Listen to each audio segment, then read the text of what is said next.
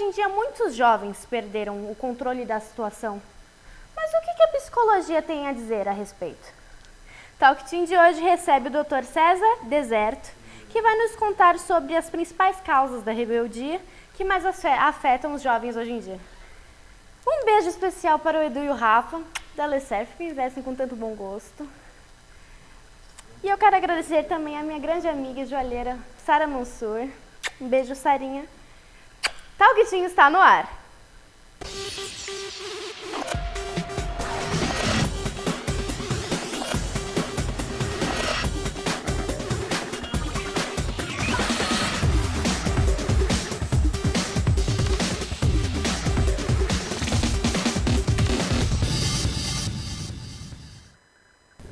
Boa noite, Dr. César.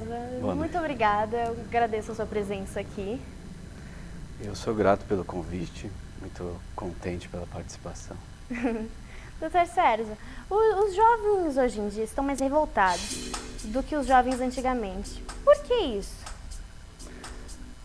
A gente precisa construir uma resposta que não é tão simplista, né? Não dá para a gente falar dos jovens de modo geral, associando única e exclusivamente a eles a dificuldades de comportamento que hoje a gente chama de rebeldia e etc. Né? Então, nosso ponto de vista é um pouco mais amplo.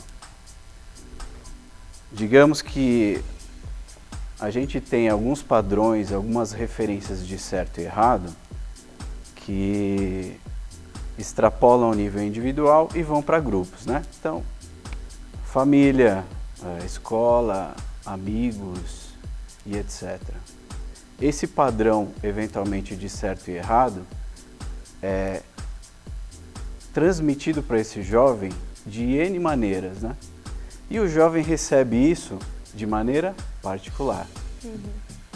Então, a rebeldia, a dificuldade de comportamento, nasce do encontro entre essa personalidade que é subjetiva e esses padrões e essas normas e essas referências de certo e errado que ele recebe desse outro cultural e social, né? Então, esse encontro gera o que a gente chama de conflito. Agora, o conflito não necessariamente é um problema, né? O conflito é uma oportunidade de construções, tanto para esse jovem quanto para a reformulação desses padrões de seja lá qual for o grupo que lhe ofereceu, né? Os níveis mais saudáveis de conflito produtivo geram a conversas, discussões, debates, geram a construções artísticas, né? A manifestações culturais. Agora, os níveis mais patológicos de conflito geram um embate entre esse jovem que está recebendo violentamente esse limite que para ele não é tão natural, né, contra esse que de certa maneira impôs. E esse outro não é necessariamente uma pessoa, né? Pode ser uma regra, pode ser uma sugestão de um grupo, um padrão de comportamento que ele não concorde, mas que se sinta constrangido em tentar vestir aquilo, né? Então, nesses níveis mais patológicos de conflito, o jovem sai prejudicado. Quando ele tem uma resposta muito introspectiva, a gente encontra sofrimentos muito graves, né?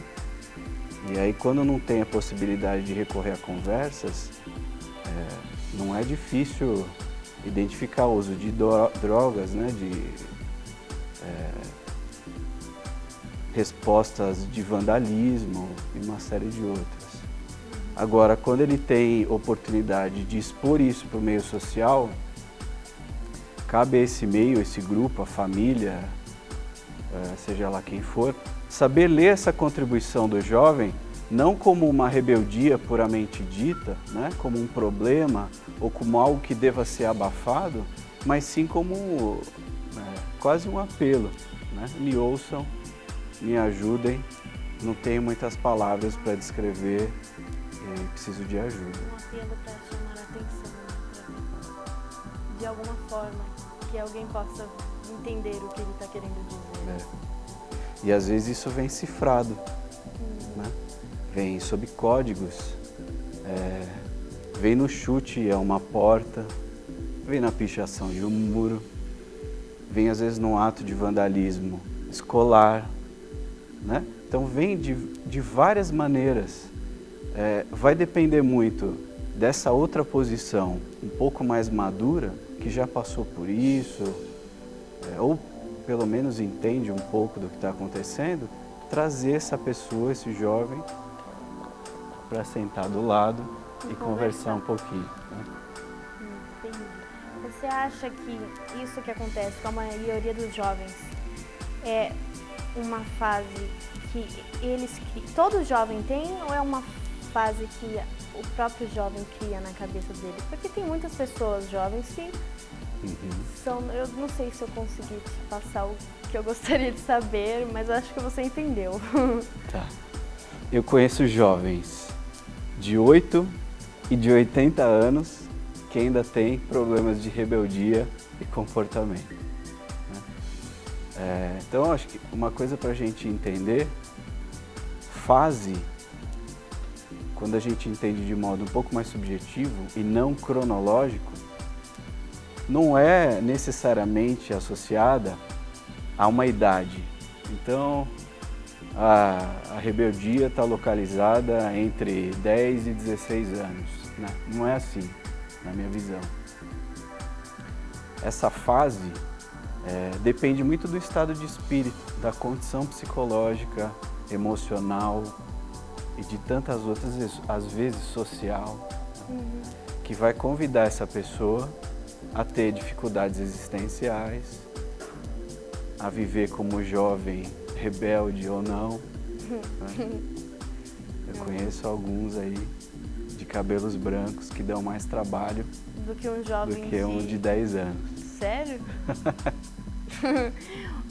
Hoje em dia o mundo anda muito moderno, né?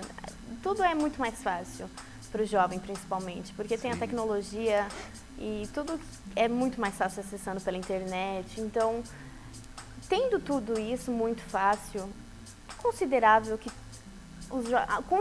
hoje em dia ainda continua tendo o suicídio de jovens hoje em dia ainda é muito grande. Isso é considerável como eu posso dizer, estresse de um jovem, mesmo ele tendo tudo fácil, tudo estando muito fácil para ele, isso pode ser gerado por causa de um estresse? Não tenho dúvida que o estresse, no mínimo, é um componente desse ato, né? Contra a própria vida. Agora, a noção que a gente tem de fácil e difícil, de novo a gente vai fazer essa fronteira entre a posição social e a posição subjetiva, né? Dependendo das classes sociais onde a gente vai localizar essa discussão, o fácil é uma coisa e para outras classes o fácil é outra, né? Então, por exemplo, tive a oportunidade de ouvir alguns relatos de extremo sofrimento de pessoas que não sabiam que cor de roupa escolher para uma festa muito importante.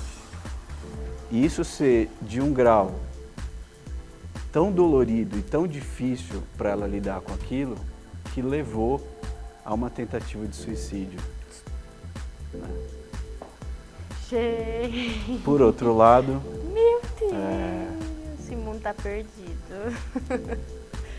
Por outro lado, a gente vê, às vezes, jovens enfrentando dificuldades econômicas, sociais e culturais assombrosas, sustentando famílias, às vezes já com 10, 12 anos,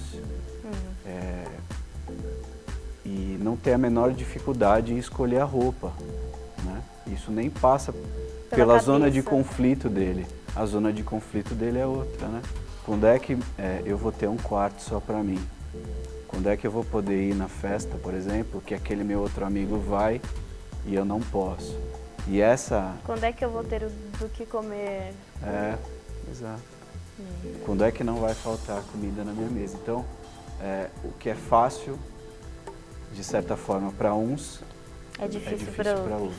outros. Agora, só finalizando a pergunta que você me fez, eu não tenho dúvida de que essas dificuldades, agregadas a um nível de estresse por causa disso e somada de outros elementos, pode sim desencadear tentativas suicidas, né? Agora, eu não sei dizer, ou melhor, prefiro não afirmar que o estresse seja a maior causa de suicídio na juventude. A gente tem outros estímulos, né? Por exemplo, falta de diálogo com os pais, repressão social, cultural, facilidade extrema ao acesso a substâncias psicoativas, né? De jovens se tornando toxicômanos muito precocemente. Cheguei a atender uma jovem de 8 anos, dependente de crack. 8 anos? 8 anos de idade. Extremamente madura, mas já muito sofrida. Então, a gente tem muitos componentes sociais hoje, né, que somados ao caldeirão, podem, sem sombra de dúvida, gerar aí tentativas suicidas, e isso vem acontecendo. Entendi. No seu consultório, quais são os problemas mais constantes entre os jovens da minha idade, assim, 15, 16 anos? 15, 16 anos? Vida amorosa. Sabia. Sabia. Você está com dificuldades na sua vida amorosa? Não. Graças a Deus, não. Eu não me preocupo muito com esse lado, por enquanto. Porque a vida amorosa, nessa época, muito interessante, muito contente de testemunhar, pelo menos da minha parte, é muito ligada a descobertas, tanto no campo amoroso puramente, quanto também sexual. E os jovens, apesar desse acesso super fácil à internet, a informações, como você mencionou agora há pouco, às vezes se deparam com dificuldades que saem do nível da razão, né? Não adianta conhecer muitas informações, é preciso vivenciar. Para poder saber o que realmente é. Pois é. E às vezes na vivência desse caminho amoroso e sexual surgem dificuldades e sofrimentos, de novo naquela fronteira com os pais, com a escola, com um grupo de amigos, que quando não é bem elaborado se torna um problema para ele. E aí vai para o consultório na melhor das hipóteses, né? Entendi. Uma criança, ela já nasce com uma má índole ou um caráter mal moldado, ou isso vai se moldando aos poucos? Isso tem uma grande influência dos pais, né? Sim.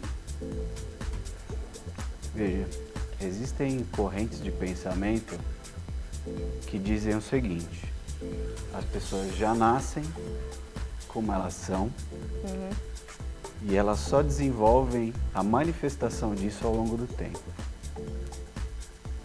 Existem outras correntes de pensamento que dizem: nós nascemos como uma tábua rasa, e aos poucos a gente vai gravando as nossas impressões nela. Moldando, né? Vamos moldando. Moldando o que somos. E N outras variações, né? Na minha opinião particular, nós nascemos com uma carga subjetiva, herança de um tempo anterior ao nosso nascimento, né? E a interprete como quiser. Por exemplo, os meses de gestação, né? Nas visões espiritualistas, até em vidas pregressas, né? E a partir do nosso nascimento, nós elaboramos e lapidamos aquilo que nós somos. Então, um pouco nós viemos preenchidos e outro pouco nós preenchemos com a aos vida. poucos. É verdade, isso faz um sentido. Estou aqui com o Dr. César. Nós vamos para um break rapidinho, o Talk Team volta já já.